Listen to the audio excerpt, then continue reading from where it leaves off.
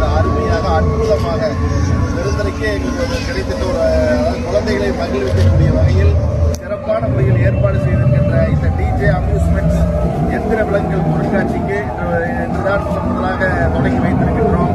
இந்த பொருட்காட்சியில் கிராமத்தில் இருக்கின்ற அத்தனை குழந்தைகளும் வருகை தந்து இந்த பொருட்காட்சியை கண்டுகளிக்க வேண்டுமாய் உங்களை அன்போடு கேட்டுக்கொள்கின்றோம்.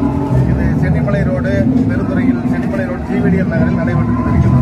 ஆட்டு பக்கம் வந்தானாம் கூட ஒரு ரோஜா கூட்டம் கூட்டிக்கிட்டு